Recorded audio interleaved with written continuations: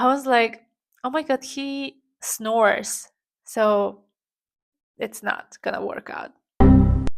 Is it understandable? I don't know. I just sometimes get lost. But the thing is, we decide actually what could be there in front of your eyes.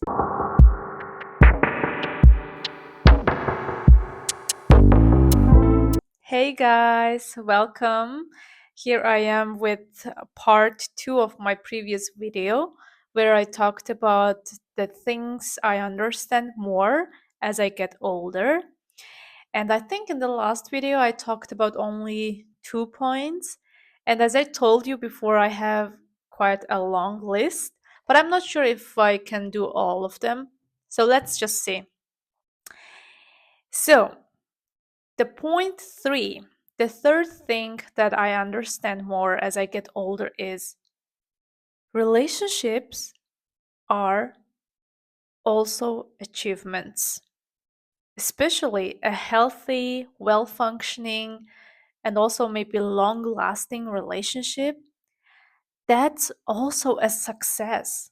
Just like your career success, just like your financial achievements, or just like, I don't know, you're getting a degree or something like that, just any sort of achievement in your life, relationship is one of them.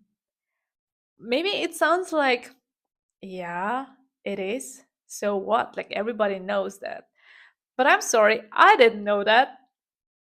For me, relationship was always something that just comes to you, that just happens to you. It just comes naturally.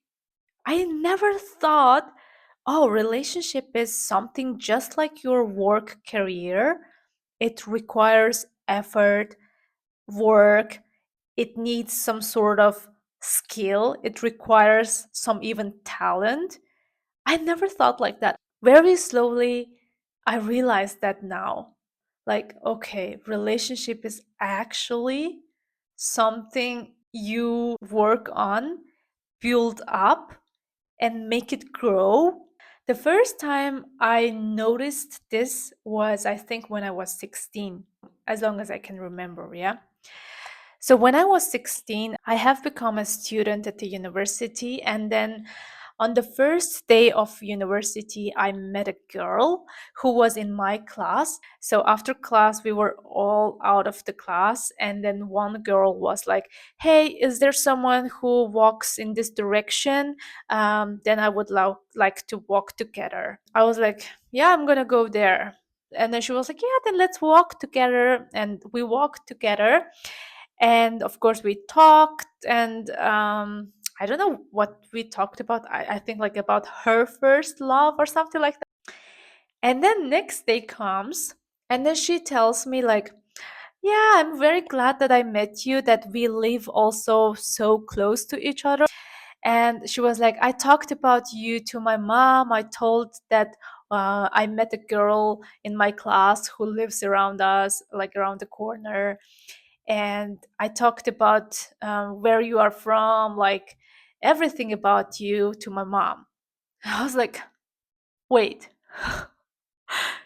you talked about me, just a random girl you met in your class, to your mom in the evening, like after your class, you talked to your mom about that?"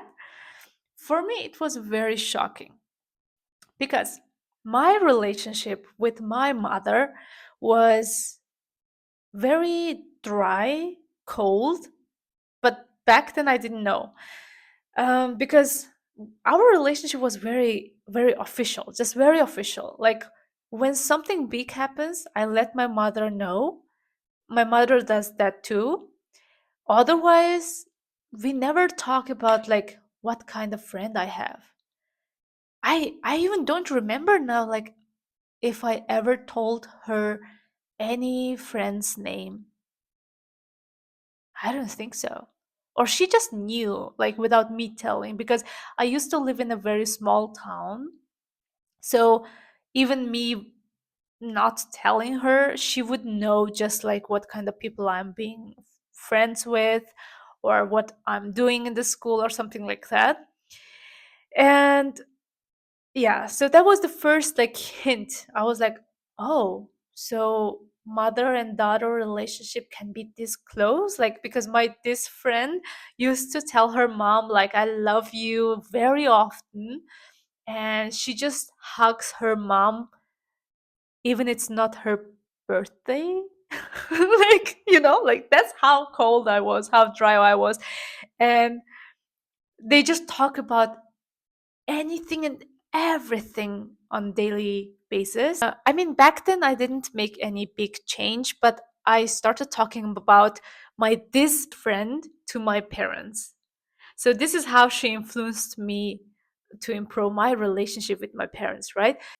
Because I started seeing them as just an individual, not only like father, mother, I started seeing them like, okay, they are also just human beings. Like I can tell them about my friendship or my day because they also have friendships, they also have their days. So we can share just some random things, maybe. But still, I had a very thick wall between us.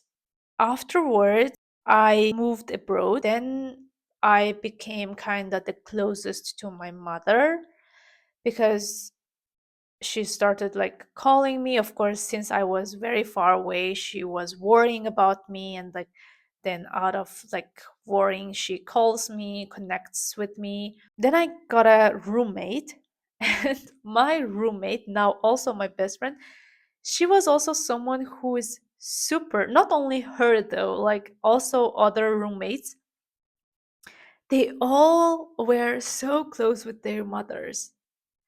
And my this best friend, she just talks to her mom on phone, like I don't know, like for hours about again everything and anything. Just something happened to her on at the university. I was like, you just tell your mom what you ate today? Do you think that interests your mom? And she's like, of course. She's my mom. She listens to everything what I say. And I was like, uh-huh. But actually, deep down, it was sad for me because I realized how disconnected I am from my mom.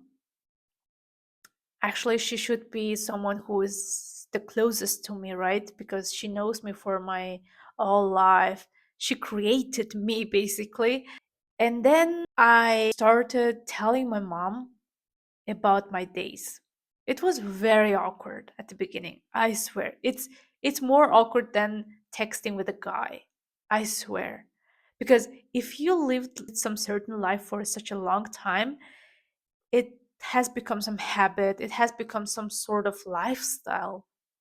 And this relationship style is so hard to change out of nowhere.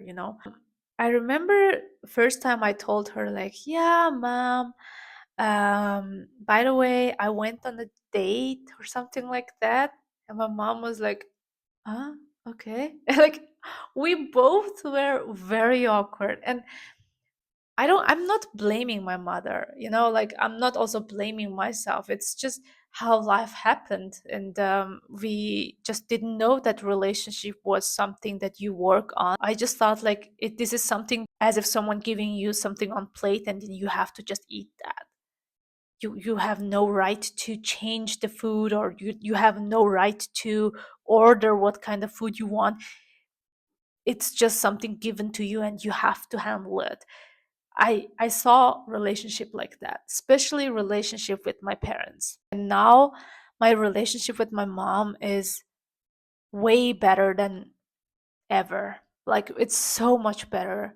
Now I at least talk to her if I feel kind of bad. I can tell her.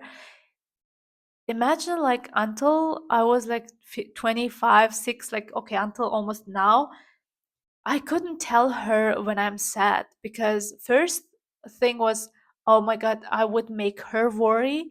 But second thing was just like, it wouldn't interest her or it's not her business. And if I explain this, why it happens, yeah, this is gonna be different life story because this has got so much deep down psychological reasonings, but I don't want to dig into that. Maybe in another video I would talk about that. So, just like this, any other relationship was work.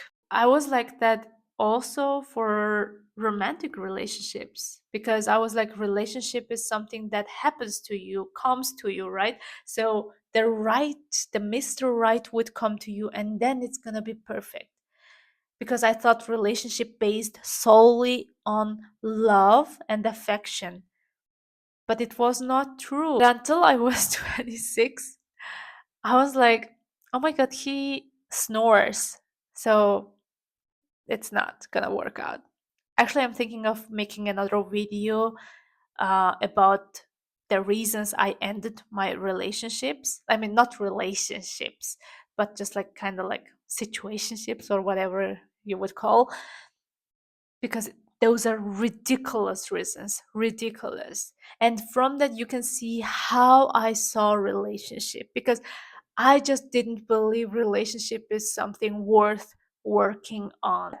I used to think like it's very luck thing, it's maybe destiny thing. So if you have a healthy, well functioning relationship, then that means, oh, you are lucky, or you had a good destiny, or you have a good fate. That's how my perspective was. But now I realize, yes, maybe there is some sort of luck there, or some sort of destiny, or whatever it is, but that's maybe only 5% of that 100% relationship. So, like 95% is probably work. Because let's think about that. You had a luck. Maybe someone brought you some sort of like flower. But if you never water that flower, that plant, would it grow? Would it last long? Would it be there blooming? Of course, it's not gonna be the case. So just like that, relationship is also something that if you are ready to work on. I actually realized that when it comes to romantic relationship, because as I told you before, like I used to end up the things before it becomes relationship, and my reasoning for that was, oh, because this is not the relationship, the healthy, maybe the well functioning relationship. But now I realize I just never worked on that relationship, so how could it be even healthy or well functioning relationship? Because I didn't give anything, I didn't invest anything, I just expected it to be a good relationship. And when it seems like a little off, then I'm out. So basically I never worked on that and I never tried to make it happen.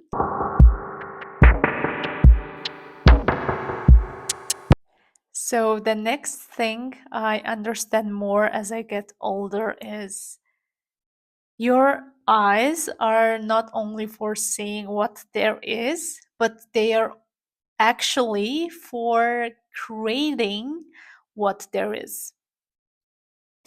So let me explain that. I used to think your eyes just see things because they are there. Let's take an example.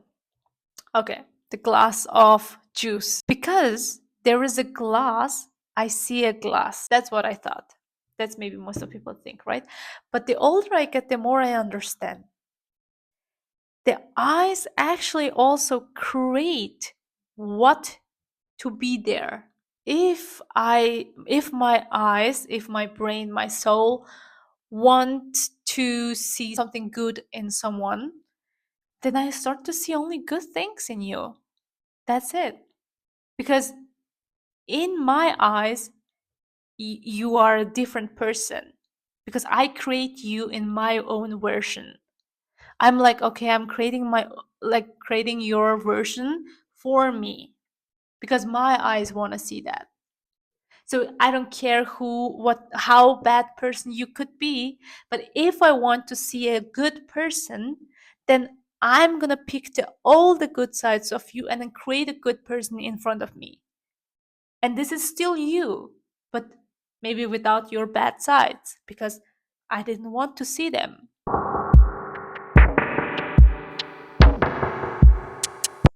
So, the last thing that I realize more as I get older is we are living life like day by day, right? But at the exact same time, we are also dying.